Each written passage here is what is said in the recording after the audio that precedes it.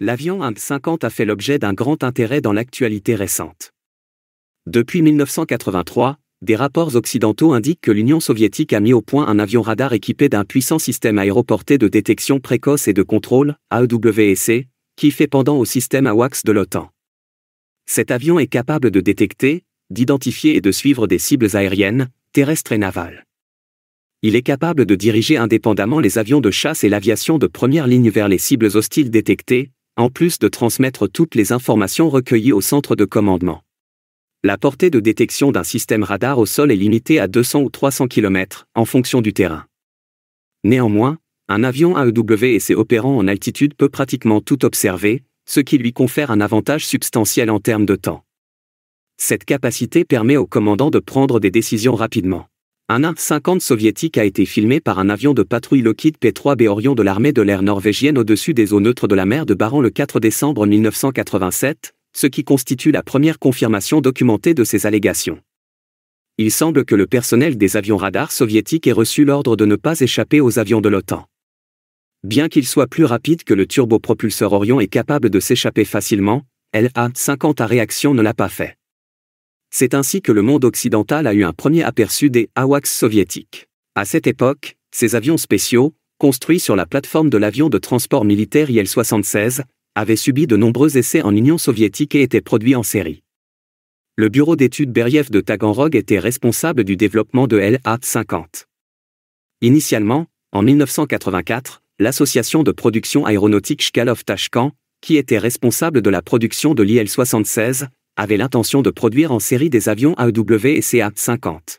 Néanmoins, l'usine de Tashkent était considérablement surchargée par la production d'une variété de versions spécialisées et de transport de l'IL-76.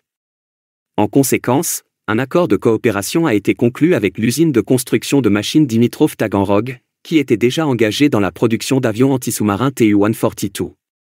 L'avion a été livré par l'usine de Tashkent sans radar et sans de nombreux composants spécialisés. À la place, des ports de transport et des lestes ont été installés. Le futur An-50 a été transporté à Taganrog dans cette configuration. Des sous-traitants ont fourni les composants manquants à Taganrog, et l'avion a subi des essais au sol de tous ses systèmes sous tension électrique et sous pression. En outre, des éléments structurels et des aménagements intérieurs supplémentaires ont été fabriqués et installés. En outre, les essais d'acceptation et de livraison, qui comprenaient les vols d'essai obligatoires, ont été mis en œuvre sur ce site. Le personnel chargé des opérations radar de l'An-50 fait pivoter son siège en direction de son panneau de commande pendant les vols de patrouille. Le public a accès à des photographies de cette configuration. Néanmoins, le banc d'essai du système radar est resté à Tashkent. Le transport de ce dispositif de 80 tonnes à Taganrog ou la construction d'un nouveau dispositif à Taganrog ont été jugés trop coûteux et trop difficiles. La production en série de l'An-50 s'est poursuivie comme prévu, malgré les obstacles. En 1985, les forces de défense aérienne soviétiques ont déployé les avions AEWC. Comme prévu, l'intégration de la nouvelle technologie n'a pas été sans difficulté.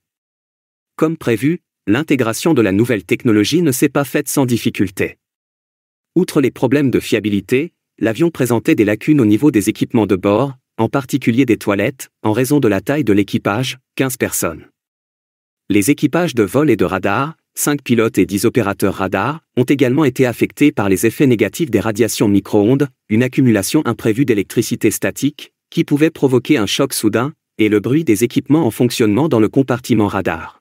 Pendant 3 ans, le personnel opérationnel des forces de défense aérienne, en collaboration avec des testeurs de l'Institut de recherche de l'armée de l'air et du complexe scientifique et technique de l'aviation de Taganrog, a effectué des tests finaux, résolu les défauts du système et optimisé son fonctionnement en conjonction avec les avions d'interception. L'An-50 a été produit jusqu'à l'effondrement de l'Union soviétique, date à laquelle la production a cessé en raison de l'épuisement des stocks d'assemblage massif et de composants radar. L'usine de Tashkent a été jugée inutile après que l'Ouzbékistan, comme d'autres anciennes républiques soviétiques, est devenu indépendant.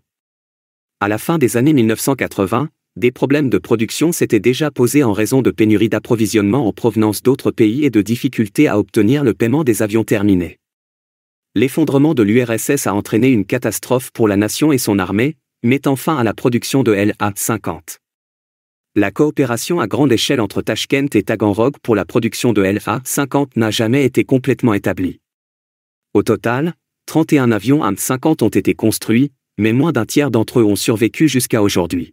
En novembre 2014, le Beriev Aviation Scientific Technical Complex de Taganrog a converti l'un des A-50 restants en un nouveau modèle d'avion AEWC, le A100, qui est équipé de systèmes modernes plus sophistiqués. Le laboratoire aéroporté A100, premier, dérivé du A-50, a effectué son vol inaugural le 26 octobre 2016. Le premier vol de la A100 avec un système radar embarqué opérationnel a eu lieu en 2022. Par conséquent, les perspectives de production en série de ces avions sont incertaines, car la Russie ne dispose pas actuellement des capacités technologiques que possédait l'URSS. En 2024, Sergei Chemezov, le président de Rostec, l'entreprise publique russe, a annoncé la reprise de la production d'avions AN-50. Il a souligné l'importance cruciale de l'avion pour l'armée russe et le potentiel d'exportation dans son annonce. Cette initiative a été en partie motivée par la perte de 2 A-50 lors du conflit en Ukraine. Maintenant, pensez-vous que la Russie dispose des technologies nécessaires pour fabriquer des AEWC à l'heure actuelle? Dites-le nous dans les commentaires. N'hésitez pas à aimer et à partager nos vidéos et à vous abonner à notre chaîne. Merci également d'adhérer à notre chaîne pour nous encourager.